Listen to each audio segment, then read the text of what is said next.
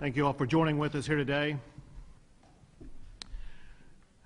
Since late July, the spread of COVID-19 has steadily and significantly declined. The number of new cases and new hospitalizations have been cut by more than 2/3. Just yesterday, we had the lowest number of hospitalizations in the past 3 months. And importantly, the number of people recovering from COVID continues to skyrocket. Doctors have explained that the biggest reason for these improvements is because Texans are taking COVID seriously. People are following the CDC standards, social distancing, sanitizing their hands, and wearing masks when around others. Those safe practices remain the best defense against COVID until vaccines arrive in the coming months. These practices are particularly important now that students are returning to schools and colleges, now that fans are returning to sporting events, and now that flu season is upon us. Personal vigilance is the best way to keep down the number of COVID cases, the number of hospitalizations, and the number of fatalities. Now, while we go about protecting Texans from COVID, we must also be mindful of those who are suffering from the pandemic in other ways. People who are enduring family hardships and unprecedented financial challenges. But now, with the medical advancements that we have made and the personal hygiene practices that we have adopted, Texans have shown that we can address both the health and safety concerns of COVID while also taking careful and measured steps to restore the livelihoods that Texans desperately need. Achieving both goals requires a framework that establishes safe standards that contain COVID, that emphasize protecting the most vulnerable, and that establish a clear metric that the public can depend upon. First, let me mention the safe standards. Until additional medical treatments are available, we must continue the safe practices that slowed the spread this summer. That includes staying at home if you're sick, sanitizing your hands, maintaining safe distances, and wearing a mask. Those personal behaviors will continue to slow the spread while opening schools and while adding jobs. Safety will also be enhanced with a massive increase in testing. Texas is scheduled to receive millions of these 15-minute tests per month that will help Texans know immediately if they have COVID. We can also reduce fatalities by remaining focused on protecting the most vulnerable. Most deaths are people over 70. Half of those are people over 80. We can save more lives by continuing to shield our seniors from exposure to COVID. Now, to determine if we are progressing on the right path or if we need a course correction, we need a fair and reliable metric. From the very beginning of this pandemic, doctors have said that COVID must be slowed to ensure that our hospital capacity is not overrun like what was seen in Italy and places like New York as well as other places. Hospitalizations is the most important information about the severity of COVID in any particular region. It is also the most accurate information available on a daily basis.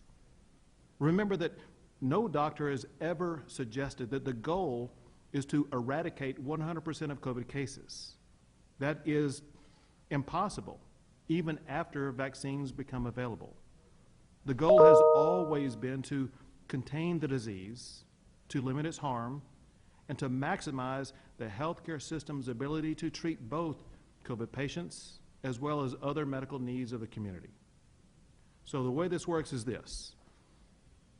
When COVID hospitalizations are high, it means that the spread of COVID is excessive in a particular region and that corrective action is needed. When hospitalizations are low, it means that COVID is better contained in that region and that businesses can reopen. This metric is particularly effective because it distinguishes the severity of COVID between one region of Texas from others. The fact is that Not all parts of Texas are impacted the same by COVID. A high level of spread in one part of the state may be completely irrelevant to the COVID condition in another part of the state 500 miles away. An easy example shows why. Amarillo is closer to Kansas and Colorado than it is to Dallas and Houston. It would be more affected by the COVID condition in those states than in other regions in Texas. As a result, the severity of COVID in one region of Texas should not dictate the business practices in some far distant region of the state. So moving forward, we will continue to consider all of the relevant factors for additional business openings or for course correction as needed. But we will rely most heavily on hospitalizations of COVID patients in the 22 hospital regions in Texas.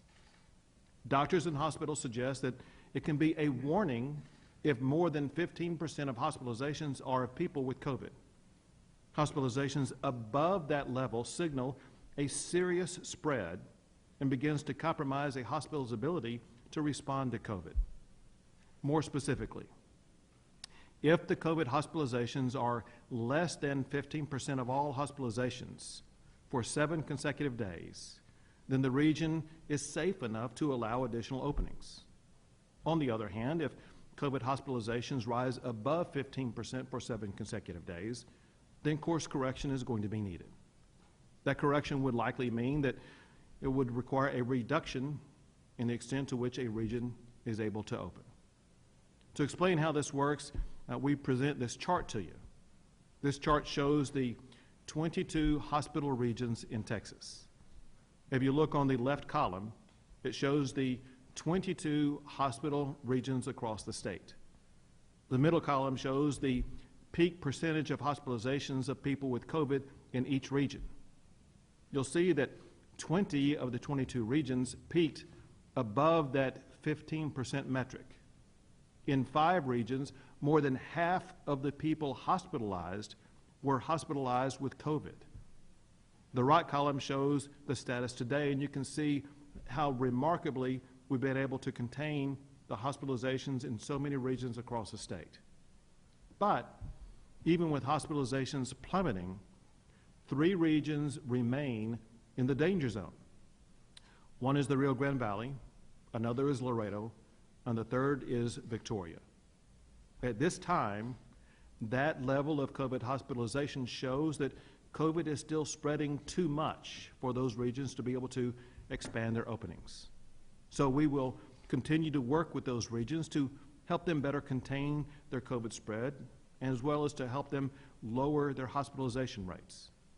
The other 19 regions are able to open at the expanded capacity announced today. However, before going over the new standards, let me make 2 quick points. First, for months now, most businesses have been able to open at a 50% capacity. Actually, some with no capacity limits whatsoever. The extent to which Texas has been open is reflected in the plummeting unemployment rate. At the end of April, it had soared to almost 13%. By now, that number has been cut almost in half. During that time period, more than 500,000 jobs were added. So substantial improvement for the Texas economy and for individual pocketbooks is already underway. The second point is that there are some Texans who want to fully open Texas 100% as if COVID no longer is a threat. The fact is COVID does still exist, and most Texans remain susceptible. If we fully reopen Texas without limits, without safe practices, it could lead to an unsustainable increase in COVID that would require the possibility of being forced to ratchet back down. The better approach is to safely take strategic steps that help Texans return to jobs while also protecting them from COVID. And that is what we are announcing today. For the 19 hospital regions where COVID hospitalizations are less than 15% of all hospitalizations, the following business categories that currently have a 50% capacity can increase to a 75% capacity. That includes all retail stores, all restaurants, all office buildings, all manufacturing, all museums and libraries, and all gyms. Those openings can begin as early as Monday, September the 21st. Also, effective immediately, hospitals in those regions can return to ordinary elective surgical procedures. And additionally, all nursing home facilities, assisted living centers, state-supported living centers, and other long-term care facilities are allowed to reopen for visitation. They must, however, comply with certain health protocols, and there must be no COVID outbreak at those facilities. All of those facilities are now allowed to offer essential caregiver visits. To give these facilities the time they need to prepare for the additional visitations to begin, they will be allowed to open up next week, September the 24th. Because bars are nationally recognized as COVID spreading locations, they are still not able to open at this time. However, it is important for them to know that we are focused on finding ways to get them open. We need to see COVID numbers continue to be contained, and we need to work with the bars on effective strategies that will ensure that when they do open, the possibility of spread of COVID is contained.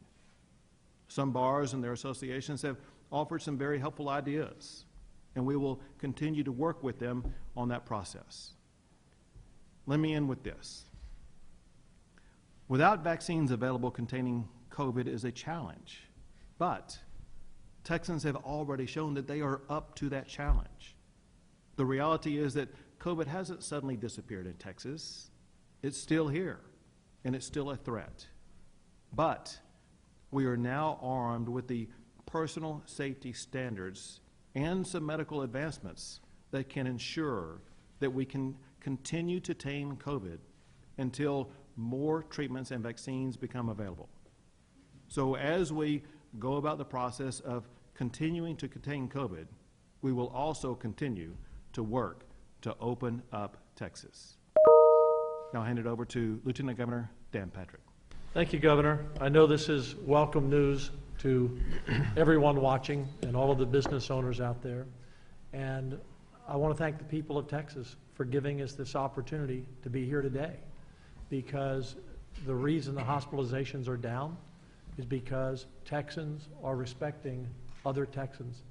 I think we're really looking out for each other and doing the best we can so the virus, which is still contagious, is not spreading as it once was. So Texans, you're the reason that we're at this point today. The best point we have been in through this entire time, quite frankly. And to continue to open and continue to maintain the status. As the governor said, we seriously have to remind ourselves the virus is still out there, and we still have to be smart about what we're doing and look out for our fellow Texans. I want to thank the nurses and the doctors, the companies that have come up with this new testing. I mean, think about this. Back in early March, we were testing a couple of hundred a week, and it took 3 days or longer to get the test back, and now we're going to have millions of quick tests, which will make everyone feel more comfortable. I know I've been traveling a lot. I've been tested a lot, and when I'm with a group of people who have been tested, and you know they have an armband or you know that they're safe, it allows you to be as normal as can possibly be in this time. And so I think that's going to give people a much better sense of comfort that they are in a secure environment. The treatments that we now have are a big part of, this is the other factor besides the people of Texas working together, the doctors and the nurses, and what they've learned over this time. It's really been remarkable. And I know this has been a long ordeal for all of us, and we still have a ways to go. And we don't know where that end is when the vaccine comes. But it's remarkable what our health care system has done in treating of patients compared to where we were in March when there was a lot of unknowns. So I really thank them. And as I always say, because I always make this pitch, Governor, if there's one group of people that I think are the superheroes in addition to our our doctors and our nurses and our police and our fire, all those people who have never taken a day off, are those grocery folks that have been working almost at 100%, quite frankly, from day one, and they never blinked. They put themselves at risk, and I thank all of you. If you're a checker, if you're a stocker, I used to do that as a kid. It's hard work. Thank you, because you kept us going when almost everyone else was closed down. So thank you, Texans, what you've done. Thank you, Governor. I think this is a great step, and let's just continue to work together so Texas can lead the nation in reopening our state.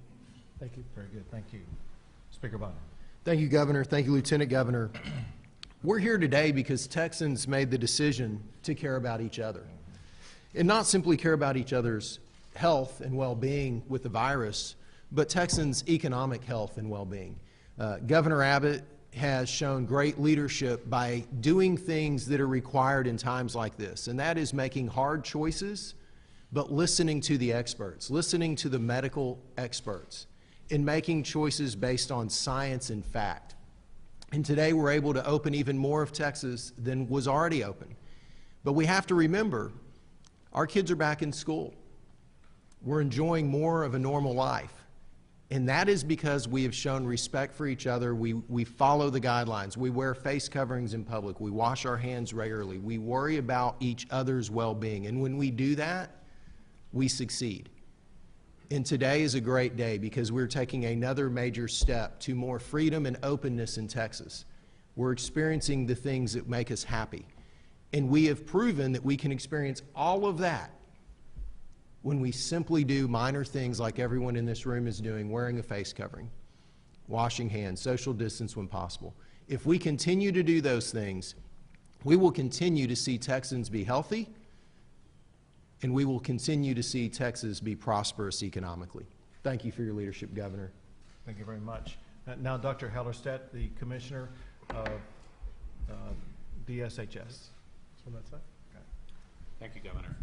I'm John Hellerstedt, and I am a pediatrician, and I am the Commissioner for the Texas Department of State Health Services. And as a public health physician, I have 3 priorities. Number 1, prevention. Number 2, prevention. Number 3, prevention. And that's extremely important to understand. The success that we have enjoyed so far is because we are taking the steps that are necessary to prevent the spread of COVID-19 in our communities. We should learn a lot from this. The thing that the summer taught us was the risk, the danger, the devastation, the destruction, the loss of life that COVID-19 can cause. I lost a very close personal friend to COVID-19. So we know that the threat is real, but we also know that the things that we have undertaken in the last several months worked. There's no better proof than that, and no one should ever have any doubt anymore as to whether or not these things are effective. They are effective. They worked in the second most populous state in the country, and they worked in a very effective way. And so the plan that the governor and other leaders have outlined today is going to work when we continue to remember prevention, prevention, prevention. We have done it. We are capable of doing it. We are up to this task, and let's not forget that, and let's stay the course. Thank you. Thank you, Doctor. Now, Dr. Zerwas, the Executive Vice Chancellor for Public Health at the University of Texas System. Thank you, Governor, and I want to thank all the leadership here in Texas for the incredible job that y'all have done to guide us to this point. When you first brought me on in March, it was to really assess the hospital capacity and our manpower capacity, and I've had the opportunity to participate in a number of other things related to the pandemic response, the whole testing regime and things of that nature and stuff. But really my primary role and responsibility, as you outlined for me, was to assess our healthcare capacity and the manpower that it would take to sustain ourselves through the pandemic. We prepared for that through your leadership and direction. We experienced that in July, and through your leadership and direction, we did very well through that. The healthcare system in Texas is incredibly robust, and hats off to them for stepping up and finding places to take care of patients within their facilities, finding manpower across the entire country to come in and care for patients in some of their worst times. And now we're seeing this on the downside. And I'm reminded that when we came together on this, it was to, one, let's protect everybody as much as we can. Let's limit the number of fatalities and deaths. Let's cocoon those people that are at high risk. And let's protect the integrity of the healthcare system. And Governor, your leadership has allowed us to really, recognize the depth and breadth of our healthcare system. And I'm very, very pleased and very proud to be part of this team. And I'm very pleased and very confident in the metrics that you've set forth to help guide us through the balance of this until we get a vaccine, better therapeutic agents, and so forth. So thank you for that, and my hat's off to all the healthcare providers out there, doctors, nurses, and the many others that make those facilities work. I see the hero signs everywhere I go, and truly, you all are heroes. Thank you. Very good. Next, Cecily Young, the Commissioner for the Texas Health and Human Services Commission. Thank you, Governor, Lieutenant Governor, Mr. Speaker, for this opportunity and for the amazing leadership that you've provided during this pandemic. Governor, the announcement for opening up visitation, expanding visitation more, is wonderful news for our families and the residents of these facilities. We know that we have had to safely protect these residents because of the damage of COVID-19, but there is a very real loneliness and isolation that happens. And so by opening up, I think the families will be so pleased and the residents will be so comforted. So thank you for this excellent announcement, and we look forward to working with you. Thank you. Well, thank you for your help getting that done. Thank you. And now the Chief of the Texas Division of Emergency Management and MKIT. Thank you, Governor, and for all of the first responders and healthcare workers that are out there, thank you, especially the almost 8,000 contract doctors and nurses that came in, put their families and everything else on side to help support us in our time of need. Our PPE caches are very deep. We've got millions of masks, hundreds of millions literally still available to go out. Our testing is getting more and more prevalent. There's over 1,800 places in Texas today to go get a COVID-19 test. The turnaround times are getting faster and better and better. And the final news is we're still in the throes of hurricane season. So while we're talking about COVID-19 today, please take a moment to make sure your family has a plan. And then again, we're supporting responses all over this nation. We have over 250 firefighters out in California. Our urban search and rescue team is returning from Louisiana today. Just hats off to the men and women that keep doing a great job to keep us safe. Thank you. Thank you, Chief. We'll take a few questions. Hey, Governor, you were at the White House in April, right before the big spike here in Texas, and around the same time, the President was telling Bob Woodward it was a lot worse than he was telling everyone else. Do you feel the least bit betrayed by that? And do you feel the least bit even unwittingly complicit in spreading that message that things were safer than they actually were? I've had the opportunity to visit with the President dozens of times about the COVID-19 virus, and every time I've talked to him about it, he's been very serious about it. He's been urging Texas to take the type of action that is needed to curtail the spread of the virus. And when I was with him in Orange, Texas just a couple of weeks ago, he applauded me for the actions that Texas did take. Hey, Governor, you stated that we've done, I heard the other gentleman sort of get the main stating, you talked about prevention. You know, today, we overtook California, we had 30% of the population in number of deaths. We're number one today, right this moment, in active acute coronavirus infections. That's how we're ranked this second. I was just checking it. So how do you feel that we've done a good job when we're number one in infections and number two now to New York in deaths? So the number of infections have been slashed by 2/3 since July. The number of hospitalizations, which is the most important metric that shows the severity of the spread in any particular region, has been slashed by 2/3 since July. Yesterday, we had the lowest number of hospitalizations in the state of Texas. And so all the metrics continue to show that Texas is moving in the right direction. But at this moment, as we speak, we have Georgia, we have Florida, we have California, and yet you're claiming prevention is working when clearly it isn't. So I don't know what's going on in other states. What I do know is this very easy and clear math. If you look at the number of active cases in the state of Texas, the number of active cases of COVID in the state of Texas has been cut more than half since July. If you look at the total number of hospitalizations, they've been slashed by 2/3 since July.